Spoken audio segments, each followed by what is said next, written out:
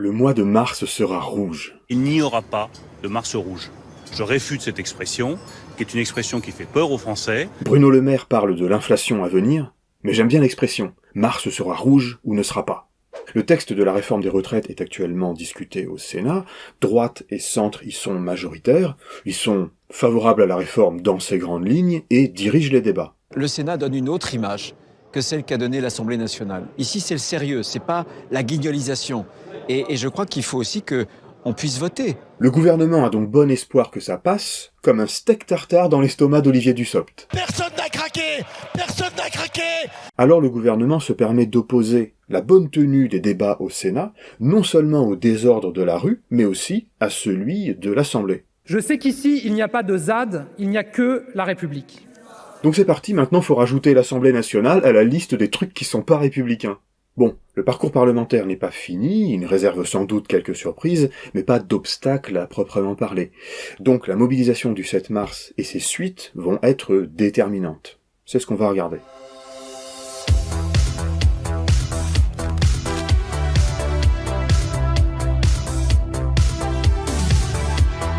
Autrement dit, là, en quelque sorte, on sort de l'acte 1, qui était essentiellement parlementaire, où les insoumis s'étaient rendus maîtres du temps, avec la pression parallèle de l'opinion par les manifestations et les sondages. Dans l'acte 2, le gouvernement reprend l'avantage et déroule son projet. Et donc je souhaite que le Sénat puisse enrichir ce texte avec ce qui lui paraît utile, dans sa compétence, Sénat qui d'ailleurs a plusieurs fois porté des réformes qui étaient assez proches de celles qui est aujourd'hui portée par le gouvernement. La gauche sénatoriale va faire son possible pour attaquer le texte sur le fond. On fera tout, mais alors croyez-moi, tout pour que ce régime que nous propose Emmanuel Macron ne soit pas accepté par le Sénat. Tous les moyens qui sont à la disposition d'un parlementaire seront utilisés. Les sénateurs socialistes, communistes et écolos souhaitent qu'il y ait le maximum de débats pour démontrer que la majorité présidentielle et la majorité sénatoriale de droite marchent main dans la main.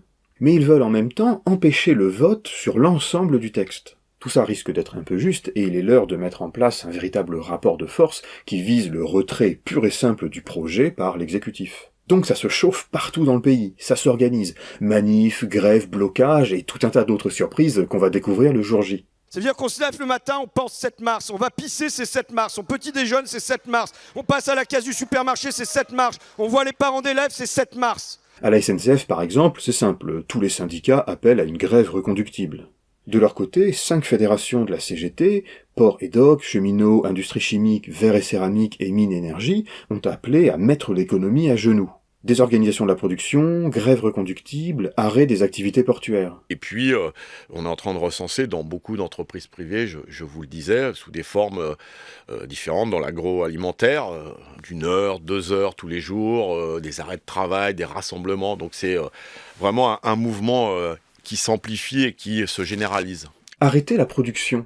Mais attendez, ça aura des effets désastreux sur l'économie, ça. Bloquer le pays n'aurait pas de bonnes conséquences pour l'économie. Ouh là là, si c'est vrai, c'est très grave. Jordan Bardella semble lui aussi découvrir comment fonctionne une grève. Le blocage n'est peut-être pas la solution idéale dans la mesure, et moi je suis très réticent sur ce sujet, parce que en fait ça pénalise les Français les plus modestes. Et je pense que la solution à tous les blocages, parce que le premier des blocages est démocratique, c'est un référendum.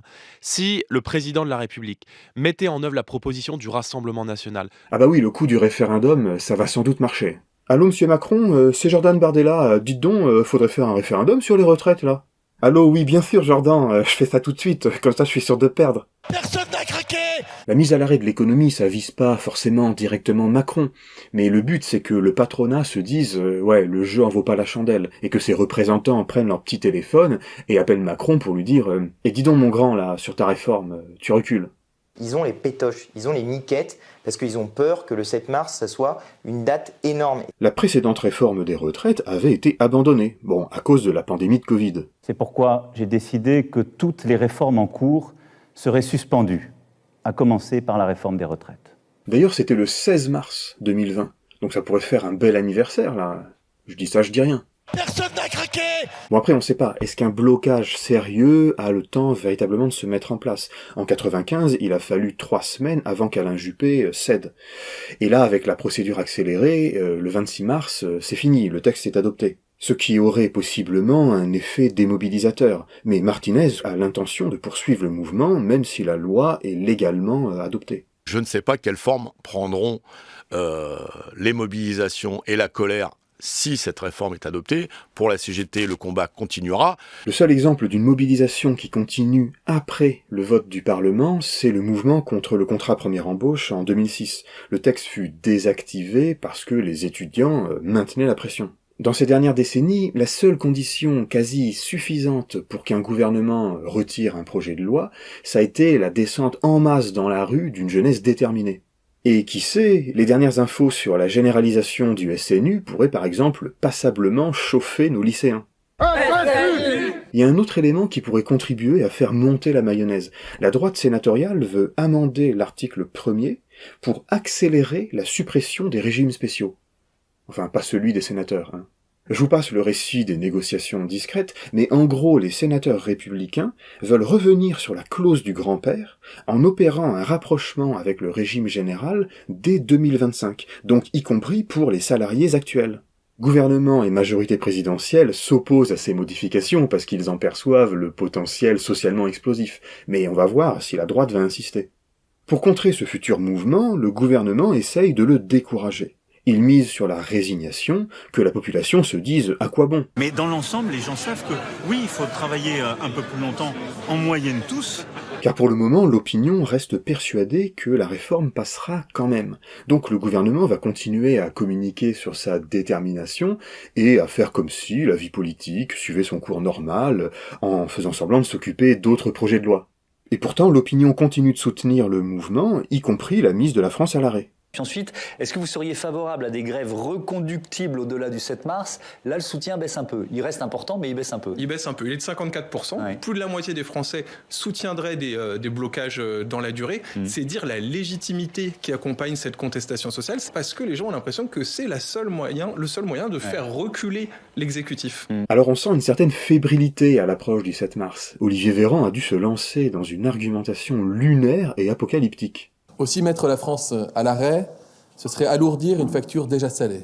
Mettre la France à l'arrêt, ce serait rater le train du futur. Mettre la France à l'arrêt, ce serait négliger la santé de nos enfants. L'absence de pluie depuis plus de 30 jours maintenant en France fait peser un risque extrêmement fort sur l'état de nos réserves en eau cet été. Mettre le pays à l'arrêt, c'est prendre le risque d'une catastrophe écologique, agricole, sanitaire, voire humaine, dans quelques mois. Ouais, c'est ça, il va nous tomber dessus une pluie de grenouilles et de sauterelles et de bouquins de Marlène Schiappa. Bon, donc pour le moment, les manifestations sont impressionnantes, mais absolument pas inventives, contrairement à 2019-2020, et leur effet sur le pouvoir est quasi inexistant. Mais au moins l'unité syndicale est forte, elle permet de massifier, et l'adhésion de l'opinion publique est toujours là, elle a pas craqué. Personne n'a craqué! On peut le voir comme un essai à transformer. Ok, tout ça est bien joli, bien joué, maintenant qu'est-ce qu'on fait? Maintenant qu'est-ce qu'on en fait? Il n'y aura pas de mars rouge. Si la semaine prochaine se cantonne à 2 journées de mobilisation, le 7 et le 11, même massive, ça ne changera pas la donne. Si on observe une bonne grosse paralysie des familles, c'est sympa, mais ce sera peut-être pas suffisant. Alors on verra de quel type d'originalité le mouvement social est capable de faire preuve. Et puis bon courage.